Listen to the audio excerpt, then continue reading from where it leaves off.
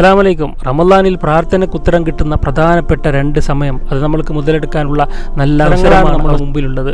ഒന്ന്, അതിൽ ഏറ്റവും പ്രധാനപ്പെട്ടത് നമ്മൾ നോമ്പ് തുറക്കാനുള്ള ആ ഒരു കാത്തു നിൽക്കുന്ന, ബാങ്ക് കൊടുക്കാൻ 5-10 മിനിറ്റ് ഉണ്ടാകുമ്പോൾ ഭക്ഷണമൊക്കെ തയ്യാറായി അതിന്റെ മുമ്പിലിരുന്ന് പ്രാർത്ഥിക്കുന്ന പ്രാർത്ഥന അള്ളാഹു തട്ടിമാറ്റില്ല എന്ന് റസൂലുള്ളാഹി സ്വല്ലല്ലാഹു അലൈഹി വസല്ലം. അള്ളാഹു നമ്മൾക്ക് മറയില്ല, മറ നീക്കപ്പെടും, അത്രയും അടുത്താണ് അള്ളാഹു. അപ്പോൾ ആ ഒരു സമൂസക്ക് ഉപ്പ് കൂടി അല്ലെങ്കിൽ സർബത്തിന് പഞ്ചസാര കൂടി എന്ന് പറഞ്ഞ് ഡിസ്കസ് ചെയ്യേണ്ട സമയമല്ല. അത് നമ്മൾ അള്ളാഹുവിലേക്ക് പ്രാർത്ഥിക്കേണ്ട സമയമാണ്.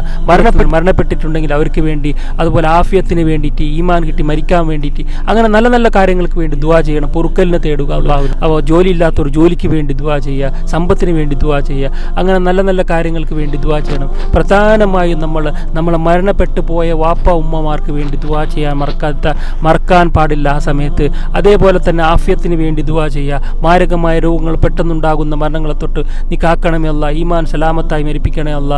അങ്ങനെ നല്ല നല്ല പ്രാർത്ഥന ആ സമയത്ത് വേണ്ടി നിങ്ങൾ ഉപയോഗപ്പെടുത്തുക. 2ാമത്തെ സമയം എന്ന് പറഞ്ഞത് തഹജ്ജുദിന്റെ സമയം. അതായത് നമ്മൾ എന്തായാലും അത്താഴം കഴിക്കാണിക്കും. അതായത് ബാങ്ക് കൊടുക്കുന്നതിന് 1/2 മണിക്കൂറോ 3/4 മണിക്കൂറോ മുമ്പാണ് നമ്മൾ തഹജ്ജുദിന്റെ സമയമാണ്. അള്ളാഹു ഏറ്റവും അടുത്ത് വരുന്ന സമയമാണ്.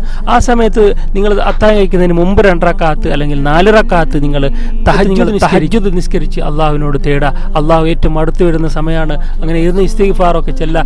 ആദ്യം നമ്മൾ ദുആ ചെയ്യുമ്പോൾ അൽഹംദുലില്ലാഹി റബ്ബിൽ ആലമീൻ അല്ലാഹുമ്മ സല്ലി അലാ സയ്യിദിനാ മുഹമ്മദ് എന്ന് പറഞ്ഞായിരിക്കണം നമ്മൾ ദുആ ചെയ്യേണ്ടത്. ഏത് ദുആ ആയാലും റസൂലുള്ളാഹിന്റെ മേലെ സ്വലാത്തും ചൊല്ലണം, അതുപോലെ അൽഹംദും പറയണം. ഇത് ചൊല്ലിയിട്ട് മലയാളത്തിൽ നിങ്ങളുടെ കാര്യം അള്ളാഹുവിനോട് പറയാ, എന്തുണ്ടെങ്കിലും അള്ളാഹുവിനോട് പറയാ, നരക കാവൽ അള്ളാഹുവിനോട് പറയാ. ഇൻഷാ അല്ലാഹ് ഈ 2 സമയങ്ങൾ നമ്മൾ ഉപയോഗപ്പെടുത്തണം.